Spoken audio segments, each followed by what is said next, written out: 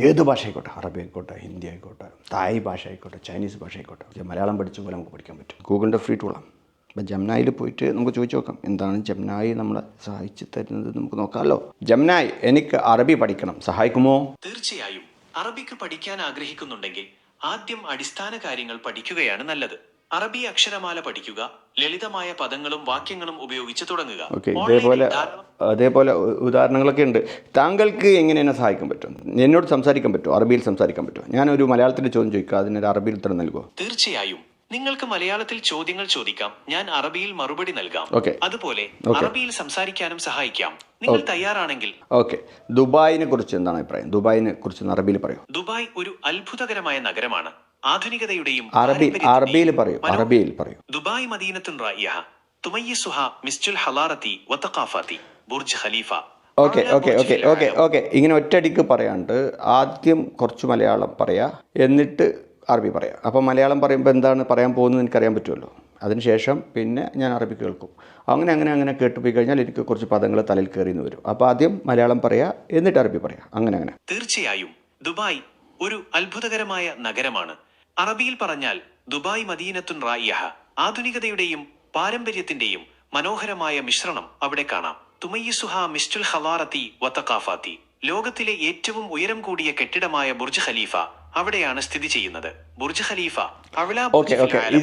ഇതിനെ കുറച്ച് ഇൻട്രസ്റ്റിംഗ് ആക്കാൻ വേണ്ടിയിട്ട് ഒരു കഥ പറയാൻ പറ്റും. ഉദാഹരണം പറയാൻ, നോവൽ ഒലിവർ ട്വിസ്റ്റ് എന്നുള്ള നോവൽ ഇതുപോലെ മലയാളം ആദ്യം പറഞ്ഞ് പിന്നെ അറബി, അങ്ങനെ ഈ നോവലൊന്ന് പൂർത്തീകരിച്ചു തരാൻ പറ്റുമോ? തീർച്ചയായും. ഒലിവർ ട്വിസ്റ്റ് എന്ന നോവലിലെ ഒരു ഭാഗം ഞാൻ പറയാം. ഒലിവർ ഒരു അനാഥാലയത്തിലാണ് ജീവിച്ചിരുന്നത്. അവൻ എല്ലായ്പ്പോഴും വിശപ്പുള്ള കുട്ടിയായിരുന്നു. ഒരു ദിവസം അവന് കൂടുതൽ ഭക്ഷണം ചോദിക്കാൻ വന്നു. ഇങ്ങനെയല്ല, മലയാളം പറഞ്ഞ് ഉടനെ അറബി പറയാം. അതുപോലെ. ക്ഷമിക്കണം, ഞാൻ പറഞ്ഞത് നിങ്ങൾക്ക് മനസ്സിലായില്ല അല്ലേ?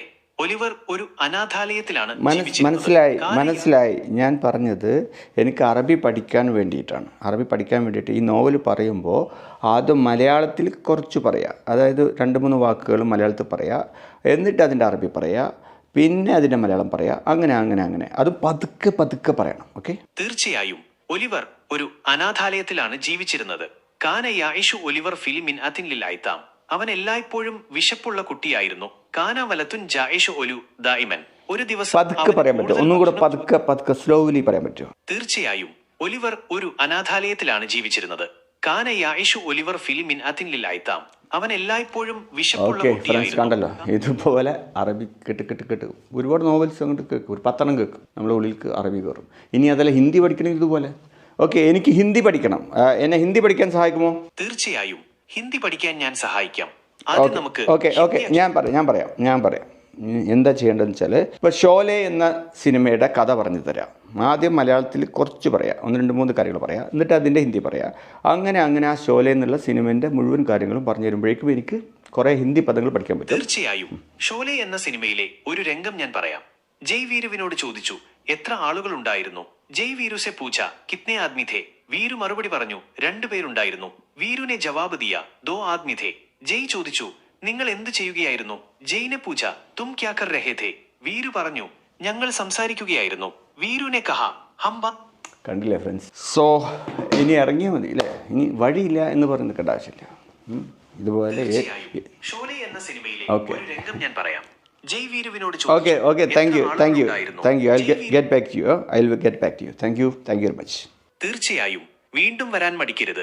ഇനി ഈ പറഞ്ഞതിൻ്റെ ടെക്സ്റ്റ് കാണണമെങ്കിൽ നിങ്ങളിപ്പോൾ ഈ പറഞ്ഞ മോഡുണ്ട്, ഇപ്പോൾ ഈ സംസാരിക്കുന്ന മോഡ് ഒഴിവാക്കി കഴിഞ്ഞാൽ അവിടെ നിങ്ങൾക്ക് കാണാൻ പറ്റും. ടെക്സ്റ്റിൽ ഇപ്പോൾ നമ്മൾ സംസാരിച്ച മൊത്തം കാര്യങ്ങൾ ടെക്സ്റ്റിൽ അവിടെ എഴുതി വെച്ചിട്ടുണ്ടാവും. അറബിയിലാണെങ്കിൽ അറബിയിലുണ്ടാവും, അതിൻ്റെ മലയാളം ഉണ്ടാവും, അതുപോലെ തന്നെ ഹിന്ദി എല്ലാം ഉണ്ടാവും. Just keep learning, that's it. So simple. Start ചെയ്യുക, ഏത് ഭാഷയും പഠിക്കുക.